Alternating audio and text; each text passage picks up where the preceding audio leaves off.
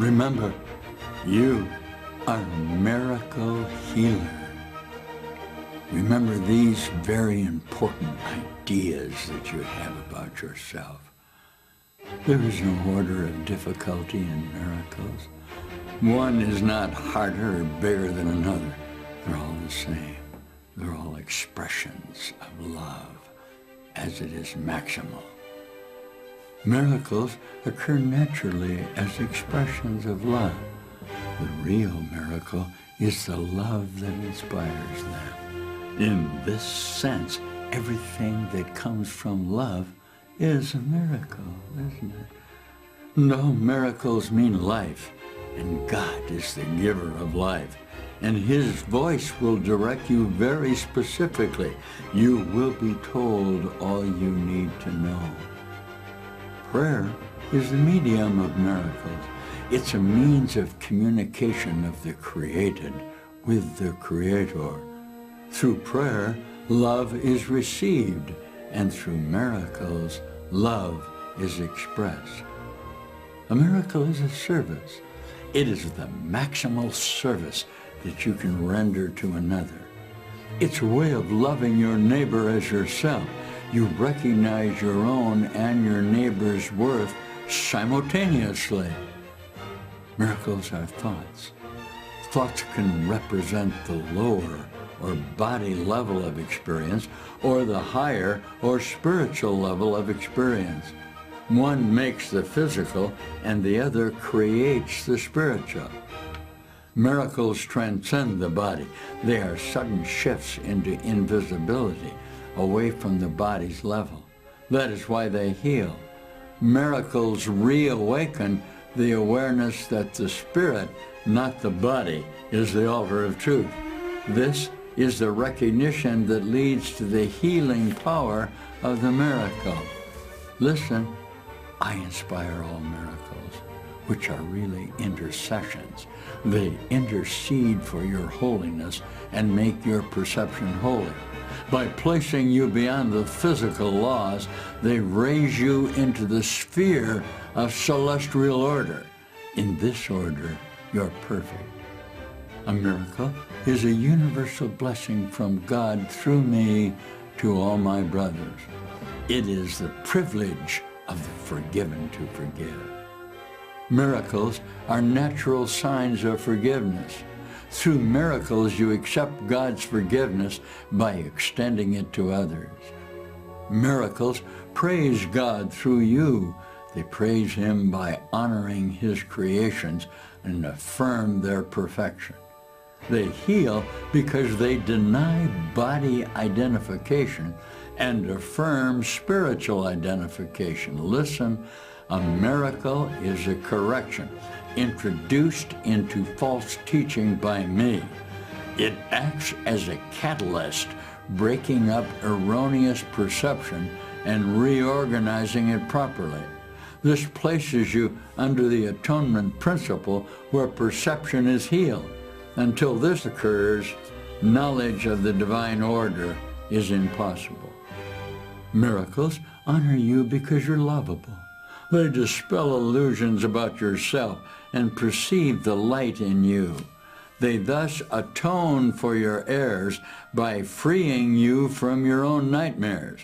By releasing your mind from the imprisonment of your illusion, they restore you to sanity. Listen, the Holy Spirit is the mechanism of miracles. He recognizes both God's creations and your illusion. He separates the true from the false by his ability to perceive totally rather than selectively. The Holy Spirit is the highest communication medium. Miracles do not involve this type of communication because they are temporary communication devices. When you return to your original form of communication with God by direct revelation, the need for miracles is over. The miracle is an expression of an inner awareness of Christ and the acceptance of his atonement. A major contribution of miracles is their strength in releasing you from your false sense of isolation, deprivation, and lack. A miracle is never lost. It may touch many people you have not even met and produce undreamed of changes in situations of which you're not even aware of. The miracle is the only device at your immediate disposal for controlling time. Only revelation transcends it, having nothing to do with time at all. Now, the miracle is a learning device that lessens the need for time because it establishes an out-of-pattern time interval, not under the usual laws of time. In this sense, it is timeless. Miracles are both beginnings and endings, and so they alter the temporal order. They are always affirmations of rebirth, which seems to go back, but really goes forward. They undo the past in the present, and thus release the future. Miracles enable you to heal the sick and raise the dead because you make sickness and death yourself and can therefore abolish both. You are a miracle, capable of creating in the likeness of your Creator. Everything else is your own nightmare and does not exist. Only the creations of light are real.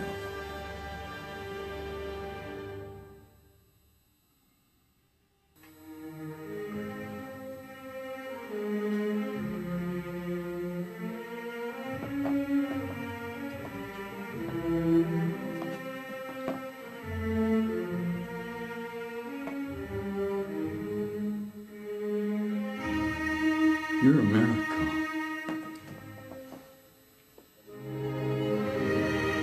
You're a miracle.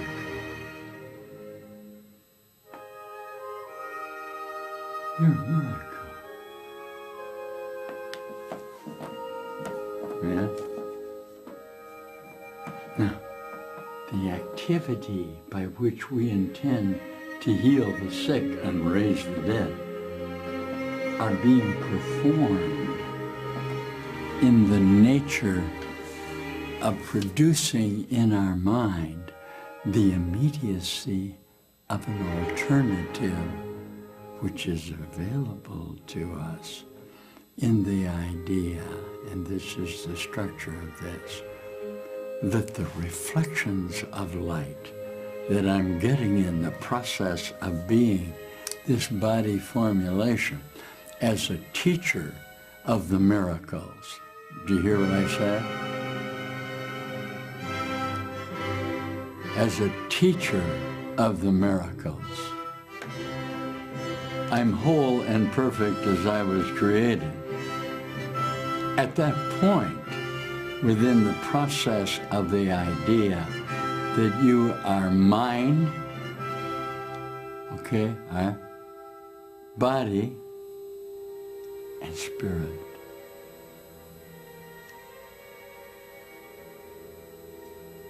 I'm happy to see that you've decided to make application of what appears to be your body formulation in the idea that the body formulation at any single moment is actually just a passage from the idea of the concreteness of your body form. So beautifully read by my good friend Deepa. that we're going to look just for a second at how the miracle actually works. It'll take us just a minute.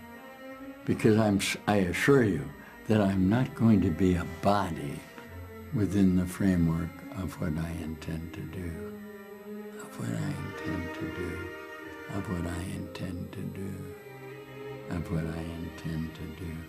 Let's look a little bit, real quickly, at what a miracle really is then.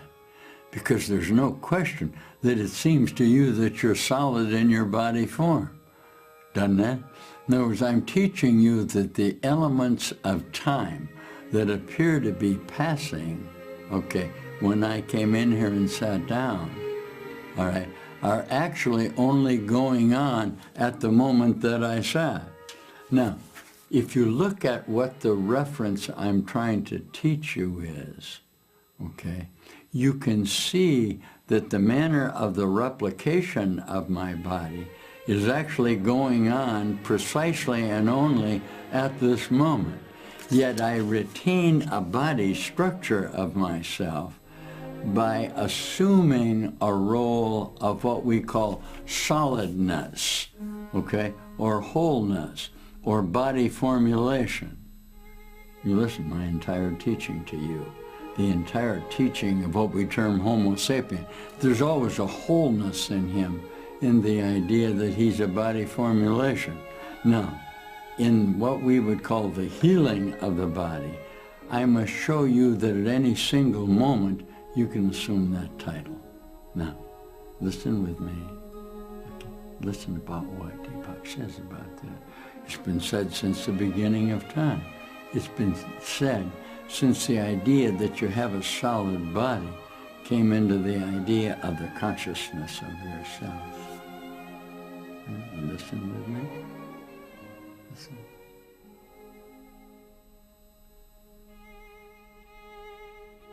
You have a prejudice in your mind that you are a body, and this is what you need to get over. It's the idea in favor of things that appear to be concrete or tangible and three-dimensional. We feel that a rock is real because it's solid and heavy, and our senses can easily locate it in space and time. So what are we to make of a reality where seeing isn't believing? Our senses play the same trick with reality at large in what we are.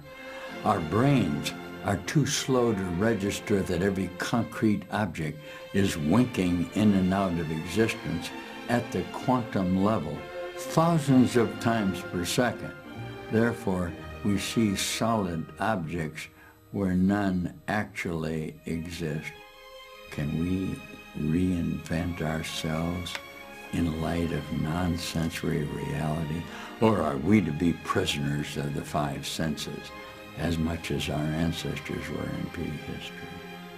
Every time we repeat the word sunrise and sunset, we're indulging in a sensory deception. Here's another.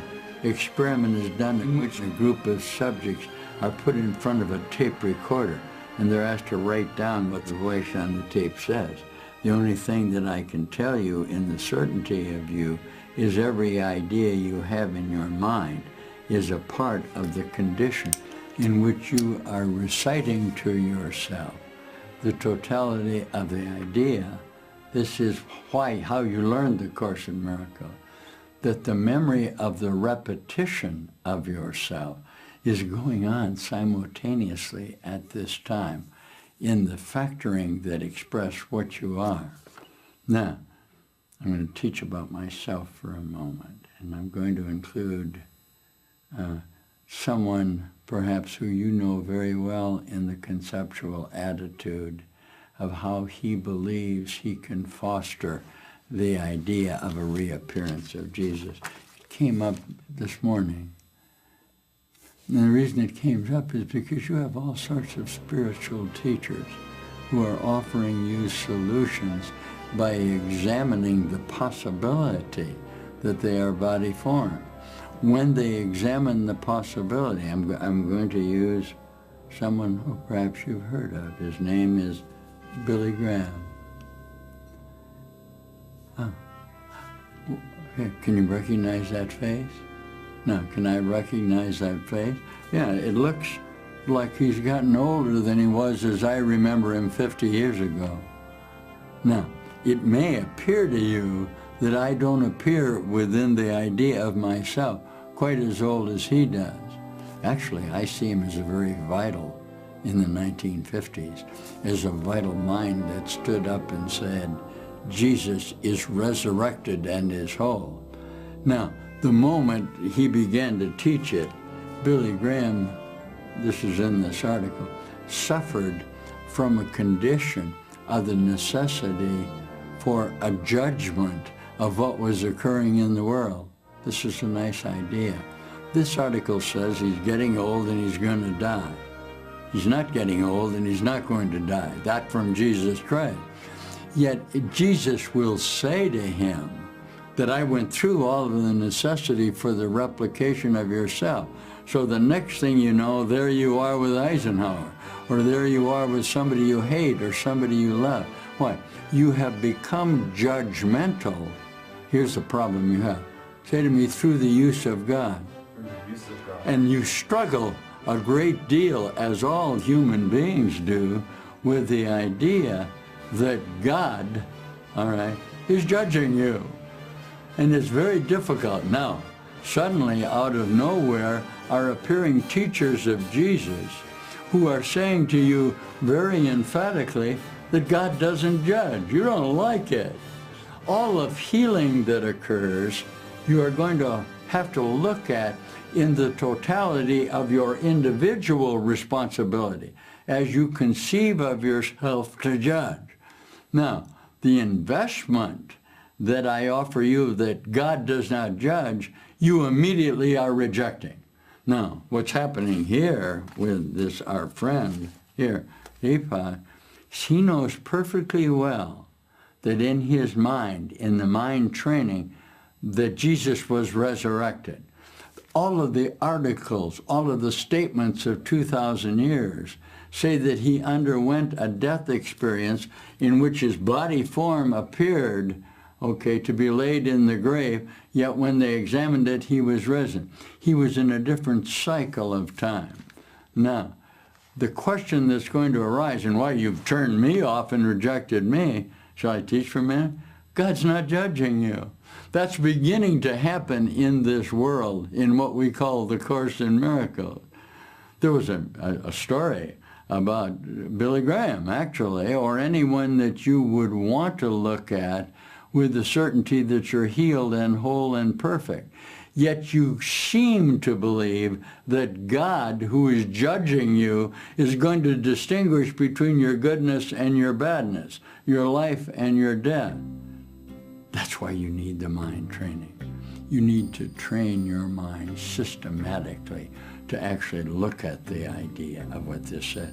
Does Jesus say it? Oh, he says it real emphatically. Well, it takes us 30 seconds to read the idea that God is not going to judge you. Now, your response already to me, come on, is you no longer want to attend my church. You don't want to attend my church because the evil guy is going to get to the heaven from hell as fast as you are. You don't like it.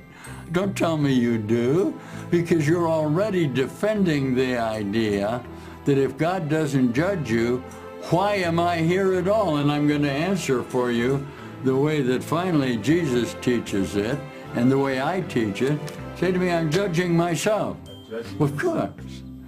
Now, you don't mind that in the fundamental principle that judgment is possible. Okay, but in your judgment, you continue to distinguish between in time the possibility that what is here now is remembered in your past association and projected into the future. How are you ever going to be healed? How can you be whole if you retain in your mind the idea of a body formulation? Here's listen to about 1 minute of the New Testament in which John speaks to you.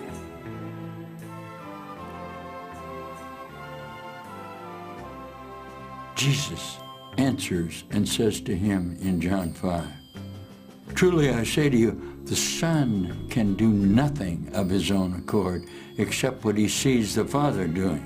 For the things which the Father does, the same the Son does like him also. For the Father loves his Son, and he shows him everything that he does. And he will show him greater works than these, so that you may marvel at the miracle that's occurring. For just as the Father raises the dead and gives them life, even so the Son gives life to those whom he will. Now begins the struggle, for the Father does not judge any man. You've rejected it.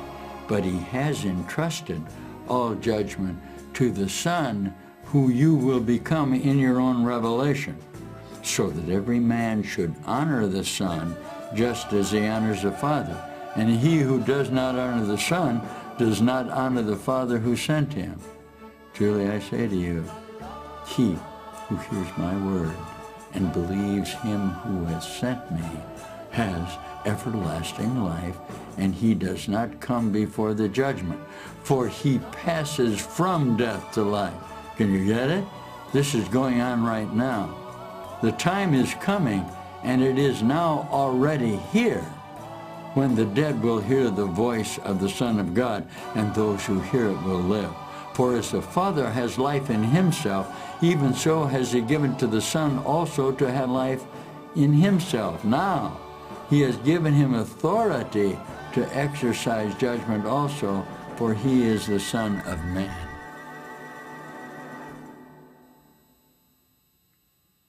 The reason that I'm using conceptual ideas in this, I put in a call to Billy Graham today. Okay, many teachers, all right, have acknowledged healing capacities that are occurring in him. This is how I was healed. Okay, no, it's associated with the idea that I'm going to lose my body form. Now I'm faced with the idea that you Christians are teaching me, well, when I die, I'll go to heaven. Okay, when I die, if I've been good, I'll go to heaven. No, it's not when you die, you're going to go to heaven. It is, there's no such thing as death. And this is where we part company. Do you see that? The teaching of the mechanism that you're not a body are the teaching of the formation of this. Now, the question is going to arise, and I'm going to have to assume the title of being a teacher of God. The scripture that I read you at the beginning are indications of the idea of what a miracle is. Use the term I. In that sense, I'm using the term I in regard to Jesus. Has Billy Graham taught this? He's taught this for 60 years. He's as old as I am. Yeah.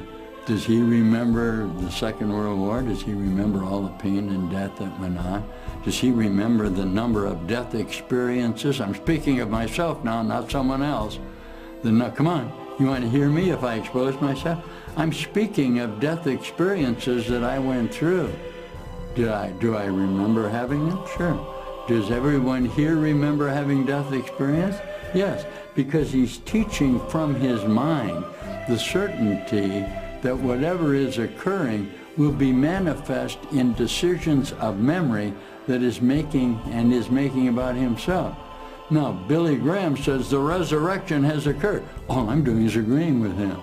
He has to come to the point where he says, I'm not going to judge, and I'm not going to attempt to distinguish between evil and good.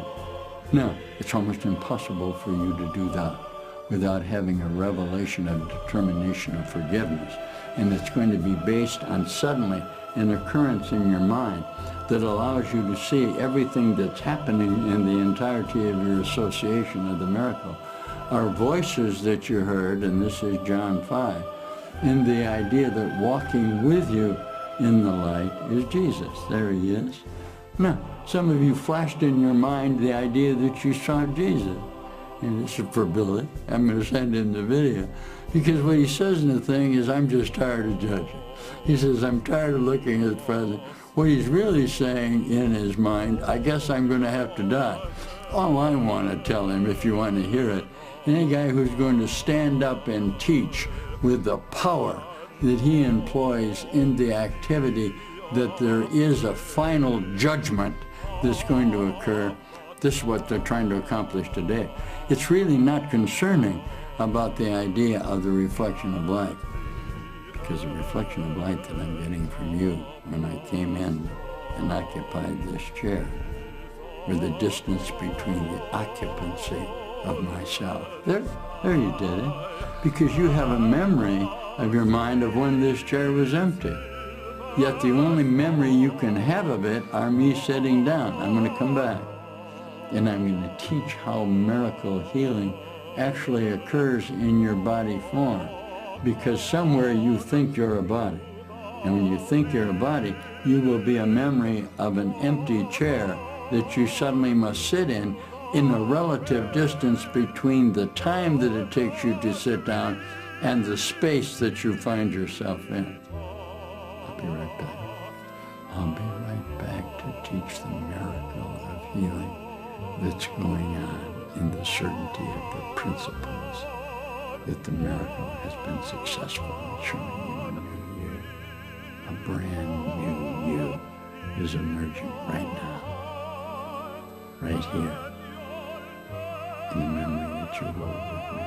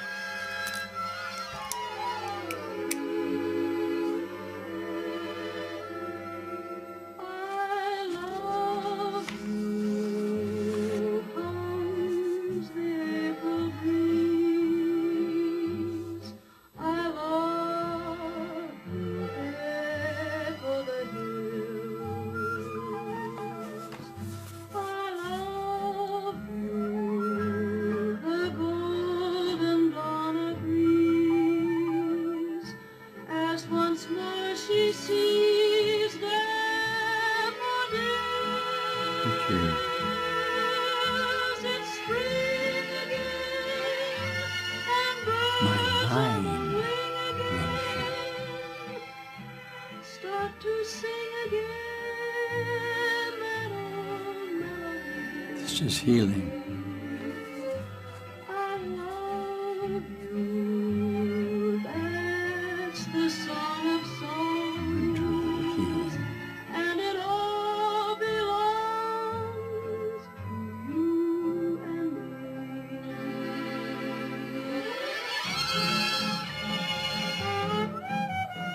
There is only love. What I'm showing you is that our minds are beginning to communicate. Our minds, not our bodies.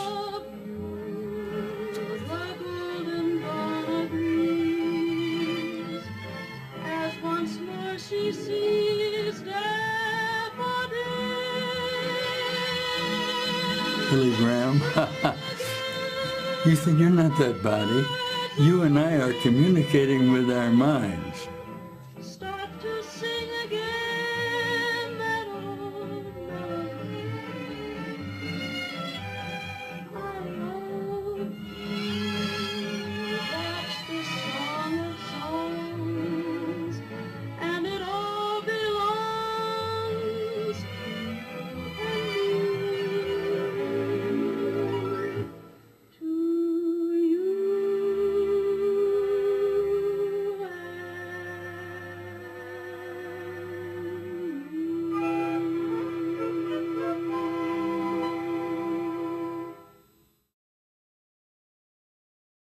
I want to give you for just a moment my guarantee that the love that I'm feeling, obviously it's the love of the universe. It's the only thing in reality that there is. Okay. Now the repeating of this that's occurring here now in the miracle of the teaching require the use of your conceptual self to see that the love that I'm feeling deep within me is being extended from me in the totality of what I am. And in that totality, I'm not a body. Now, I may continue to foster the idea of an old association in time. I mean, well, I'm going to teach it. I'll use Deepak Chopra. No, there's no one who, gathering thousands of people, is expressing better than the fundamental teaching of Billy Graham. The problem is not that. The problem is it requires, say to me, miracle. Now say to me, action. It requires the action of the conversion of what appears to be a replication of reflections of light that make you or Deepak or anyone, you on the camera, you look good. Now you're using a camera to get a reflection of what's going to represent the thoughts that I have that are actually standing between us. There was a miracle right there, where suddenly out of nowhere you came. All right, you came literally out of nowhere, because until you get a true reflection, Billy Graham or whoever will think that he's a body form and he's going to get old and he's going to die.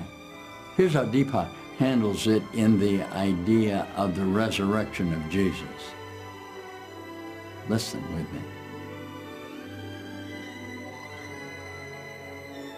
So the basic way we need to reinvent perception is to realize that the five senses are totally illusionary. The good news being that we can transcend them.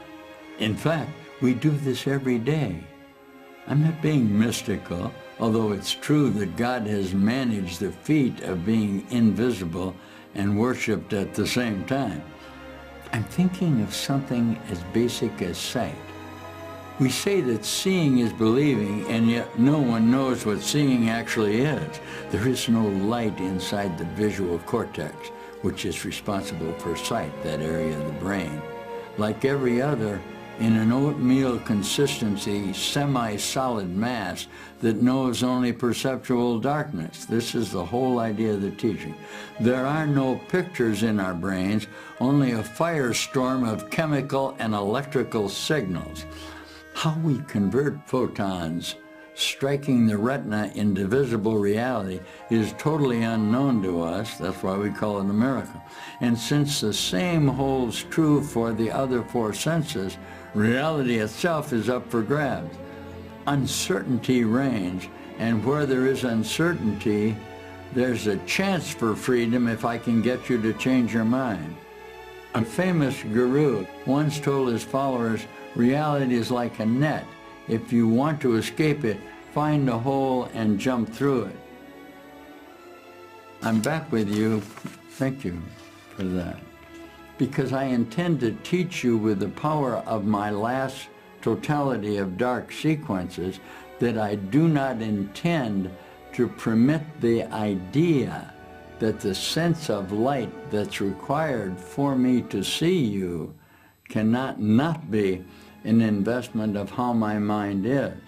No, I'm offering you the solution that when you came from university of the entirety of you, in the sense that contained within you is the wholeness of you, you underwent a natural experience.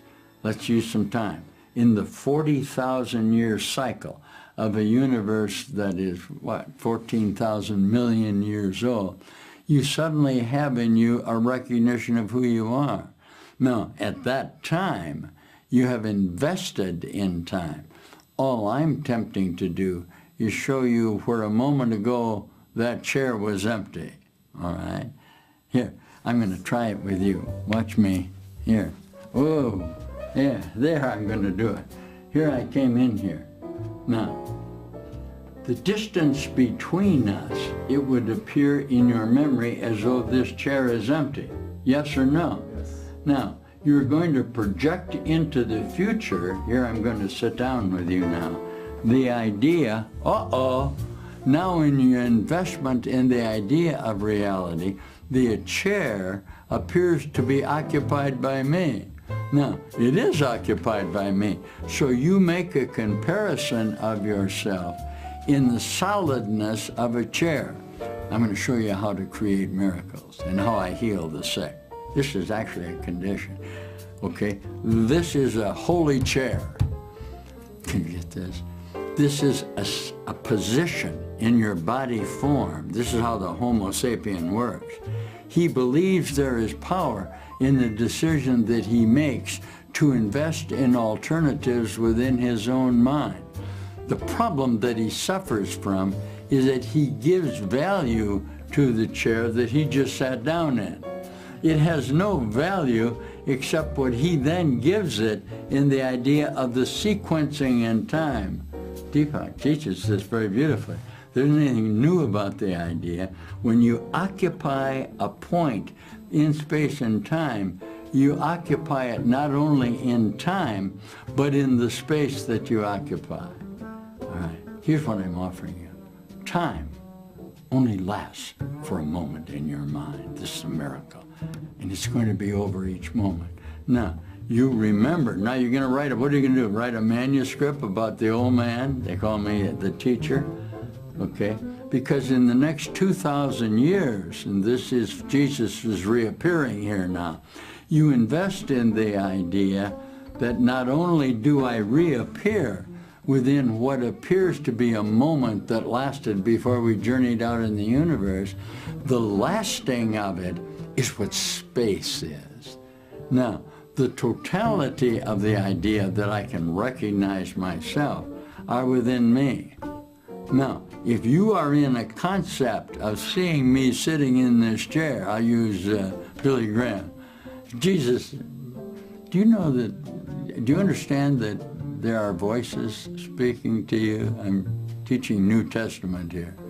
There's no question that the voice from Jesus, who is speaking to you, spoke to Paul of Tarsus, says very simply, why are you persecuting me?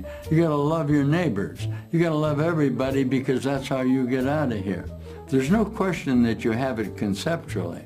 The question is the idea of associating with separation of cause and effect will give you a visionary, as I just read you in Deepak, that you believe that your body is solid, and it's not solid.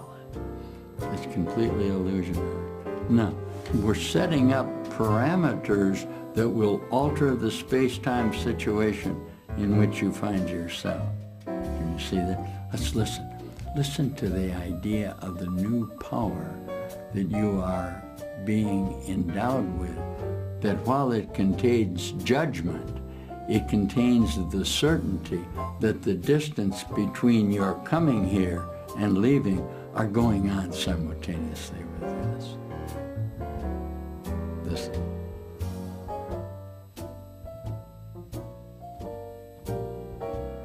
Here's what's happening each day, and every minute in each day, and every instant that each minute holds. You but relive the single instant when the time of fear and loneliness and death took the place of love. And so you die each day to live again until you cross the gap between the past and the present, which is not a gap at all. Such is each life, a seeming interval from birth to death and on to life again, a repetition of an instant gone by long ago that cannot be relived. And all of time is but a mad belief that what is over is still here and now. Forgive the past. Let it go. It's gone.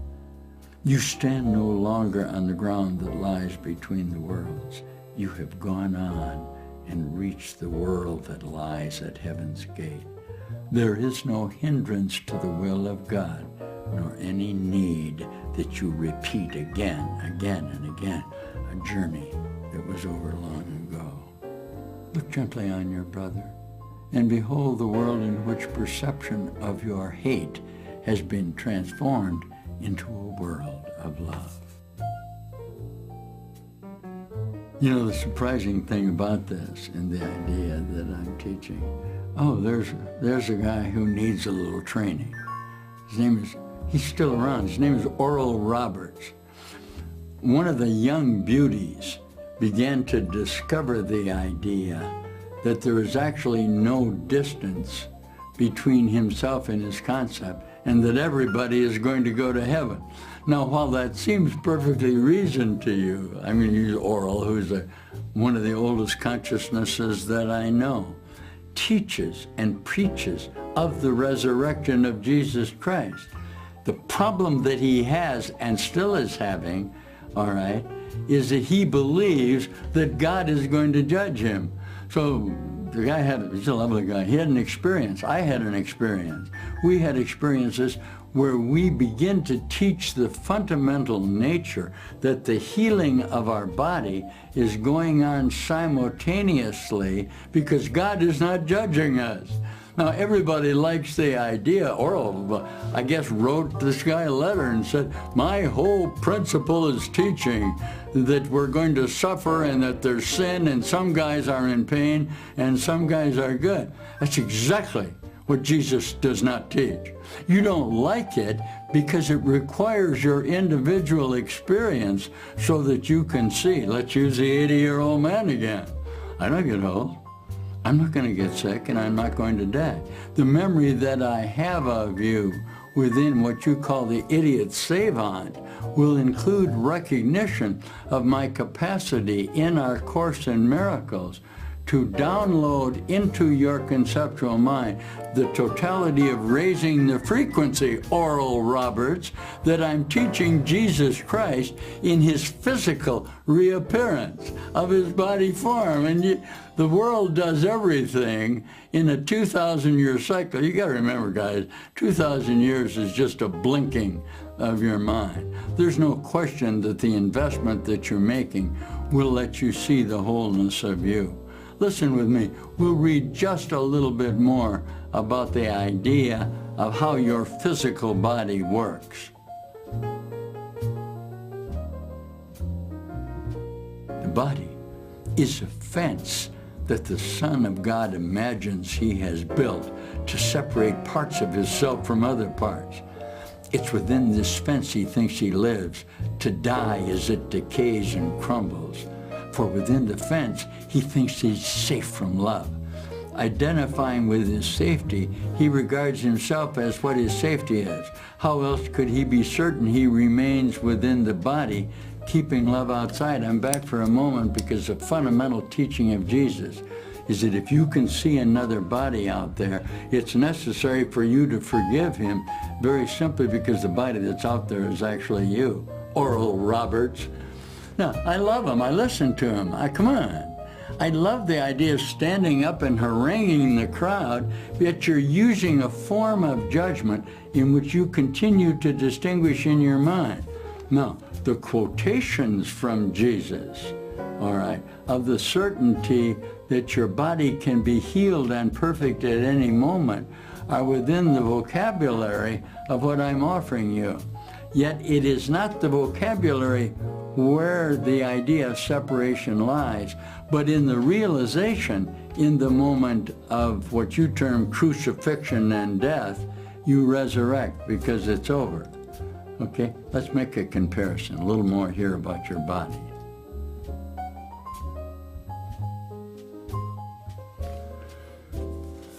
Slow down for a moment. I want you to feel the idea that you're actually examining it. You couldn't possibly be denying me, if you're presuming that you're going to teach the idea of the resurrection. Your body is changing all the time anyway. Now, this may be a good example of why up until now I have not attempted to teach it, because I was with Deepak, and he's written dozens of books.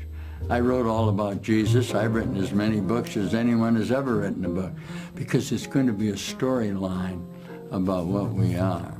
Now, you're going to expose me as being in World War II of suffering and dying. I did. I have vivid memories of undergoing a death experience and not being dead. All of us have had this, and there's nothing new about this. I'm just reminding you that the music that I've been playing going back to 1940 and 41, and the idea of that little short 80, 60-year interval are memories that are in my mind. Can I as well remember the reappearance of Jesus in what appeared to be a dead body that was not resurrected? Sure. Listen, I'll read you just a little bit more about the fence that you built around your body to protect it in order that you can die. Because you believe if you release the fence, okay, you'll be dead. So you hold on to the idea of space-time and live within that sequence of time. Thank you. Listen. The body will not stay. Yet this he sees as double safety, for the Son of God's impermanence is proof that his fences work, and do the task his mind assigns to them. For if his oneness still remains untouched, who could attack? Who could be attacked? Who would be the victor? Who would be his prey? Who could be the victim? Who could be the murderer? If he did not die, what proof is there that God's eternal Son can be destroyed? Now I'm going to teach for a minute, because obviously this is the transition in the idea that the accumulation of individual memories will shorten the idea that there is such a thing as space-time.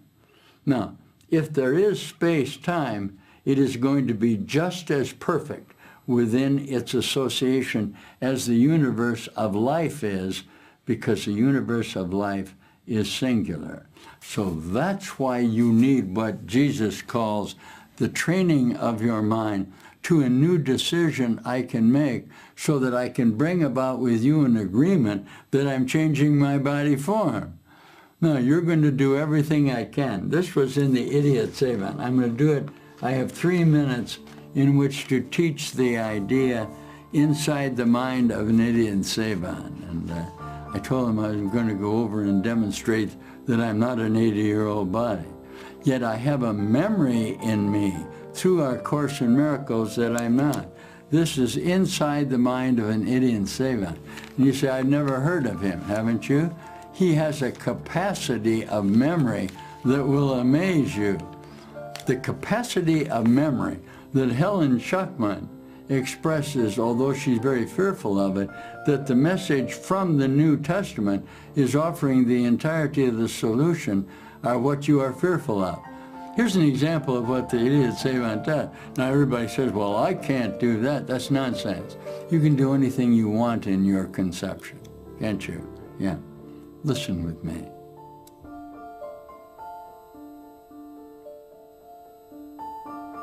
Here's an idea that's so ridiculous that you're not a part of it. You can pull facts out of your mental library contained in the human being. He can indeed pull a fact from his mental library as fast as a search engine can mine the internet. He read Tom Clancy's The Hunt for Red October in 1 hour and 25 minutes. 4 months later, when asked, he gave the name of the Russian radio operator in the book, referring to the page describing the character and quoting several passages verbatim. He began memorizing books at the age of 18 months as they were read to him.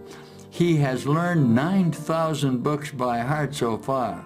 He reads a page in 8 to 10 seconds and places the memorized book upside down on the shelf to signify that it's now on his mental hard drive. Listen, Kim's memory extends to at least 15 interests, among them world and American history and movies, space programs, actors and actresses, the Bible, church history, literature, Shakespeare and classical music. He knows all of the area codes and zip codes in the United States together with the television stations serving their locations. He learned the maps in the front of phone books and can provide traveling directions within any major U.S. city. He can identify hundreds of classical compositions, tell when and where each was composed and first performed, and give the names of the composers. Now, most intriguing this is, and it is, he appears to be developing a new skill in middle life, where before he could merely talk about music, for the past 2 years he's been learning to play. It's the entirety of my teaching. No matter how much you struggle as a Homo sapien, the idea that your split mind, which is a memory, utilizes a separate idea does not mean you're not accumulating the knowledge. It means simply that you don't know how to use it in the idea of a body form. Now, here's actually what happens. I'm going to teach for about 3 minutes.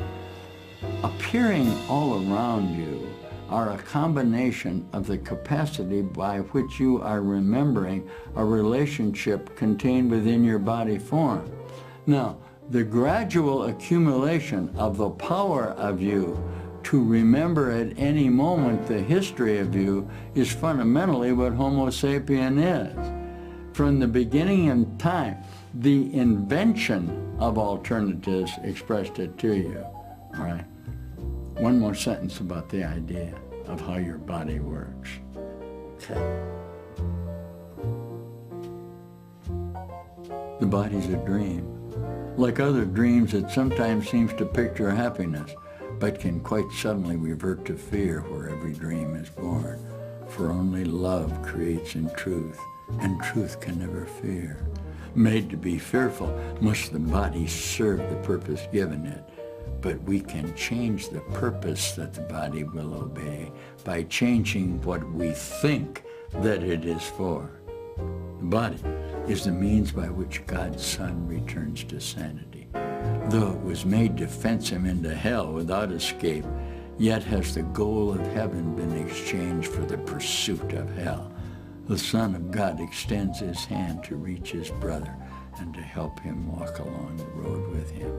Now is the body holy. Now it serves to heal the mind that it was made to kill. You will identify with what you think will make you safe. Whatever it may be, you will believe that it is one with you. Your safety lies in truth and not in lies. Love is your safety because fear does not exist. Identify with love and you're safe. Identify with love and you are home. Identify with love and find yourself.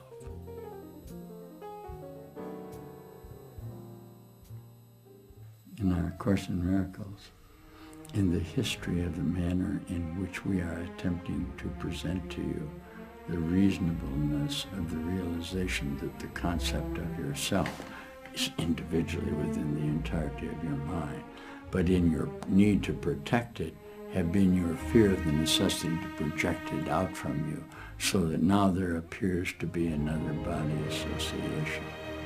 The entirety of the teaching of my Savior Jesus is to love the world with all your heart, with all your mind, with all your soul, and to love you, my neighbor, the guy that's next to me is myself, very simply because the guy next to me is myself. This is how I can heal you if you'll let me within the framework and let's use Oral Roberts, who is a great healer. Does he heal? Sure. Yet he needs to correspond to the necessity of how the healing occurred. What difference does it make how it occurred? Okay, if he is risen within the body formulation, you must practice within your own mind the certainty as the cause of this, that if you don't judge your relationship with God, that you will increase frequencies of the love that I'm feeling for you. This is the miracle of the transformation of the body formulation that's occurring in our Course in Miracles. Thank you for allowing me to present you. There may well be a series now, because if I'm going to go out as this teacher, I'm going to be confronted by you who are determined to judge. I heard somebody say to me, you mean Adolf Hitler is going to get into heaven as well as I am? The answer to that is of course. You don't like that answer, and I don't blame you. But remember, the judgment is going on in your mind, and that's why we teach what forgiveness is. That's why we teach the certainty that you're whole and perfect, and that this world is over. Now, when I reappear here with you, I love you immediately. I don't need to give you a separate identity for myself.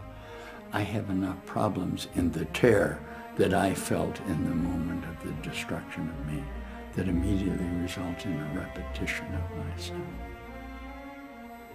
I'll see you in a moment. I'm scheduled to see you in 2426.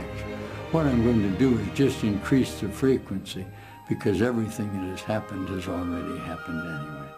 That way we can see each other. That way we can see each other. Each other.